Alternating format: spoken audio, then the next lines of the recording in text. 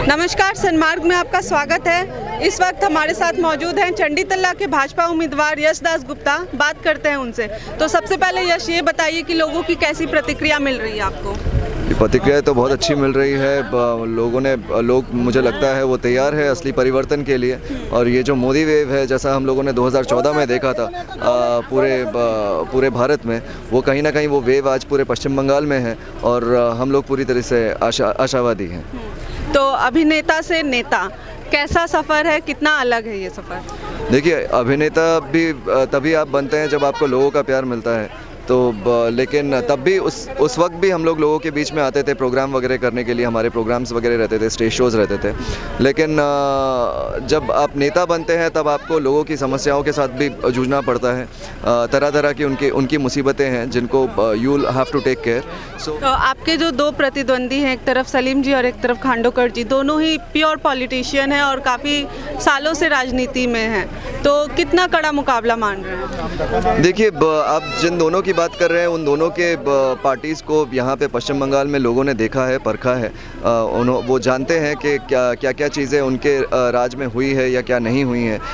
Bharatiya Janata party जो है वो आप अगर देखें तो पूरे देश भर में भारतीय जनता पार्टी है और आज पूरा भारत उनके साथ है। मैं कोशिश कर रहा हूँ कि मैं लोगों के घर घर जाऊँ, ज़्यादा भाषण ना दूँ, रादर लोगों के पास जाके उनके समस्याओं के बारे में जानूँ। इतनी गर्मी में प्रचार कर रहे हैं आप लगातार सुबह शाम, तो कैसे मेंटेन रख रहे हैं खुद को, कैसे क्या डाइट अपना रहे हैं? नहीं, देखिए, अभी जैसा प्रचार चल रहा है उसमें और मेंटेन करने वाली बात दिमाग में नहीं आती, क्योंकि अगर मेंटेनेंस की बात सोचे तो प्रचार नहीं कर पाएंगे।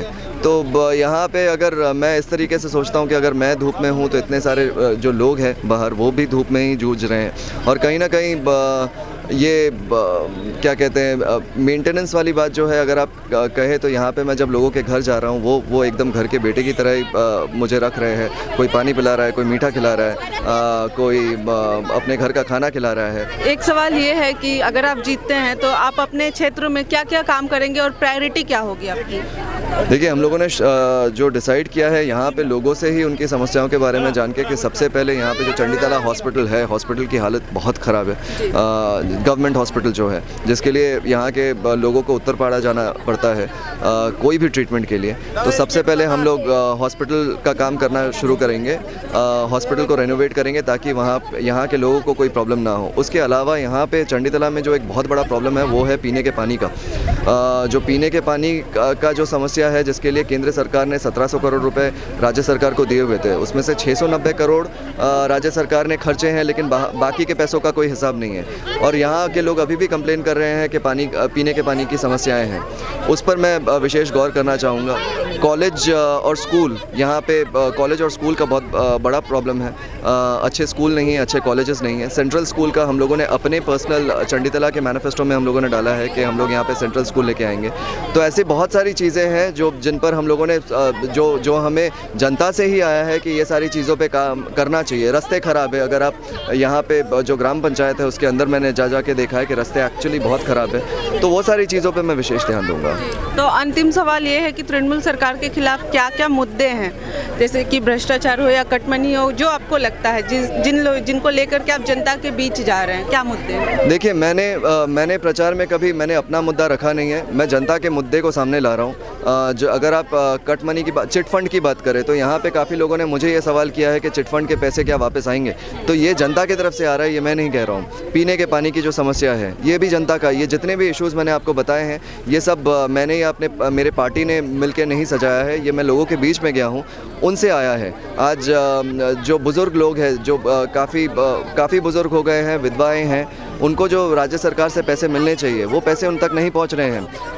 ये अगर जाते हैं राज्य सरकार के पास तो उन्हें कहते हैं कि नहीं, आपकी उम्र नहीं हुई है वो पैसे मिलने की।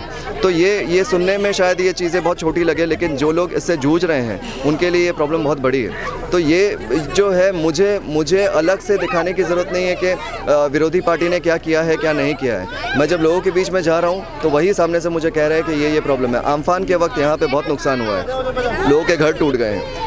लेकिन राज्य सरकार ने उनकी कोई मदद नहीं की है। तो ये सारी चीज़ें मैं कोई अपने घर से लिख के नहीं लाया हूँ। मैं जब अपने कॉन्स्टिट्यूंसी में घर घर जाके मैंने बात की लोगों से, तो ये सारी समस्याएं उभर के सामने आई हैं। धन्यवाद यश सनमार्ग से बात करने के लिए।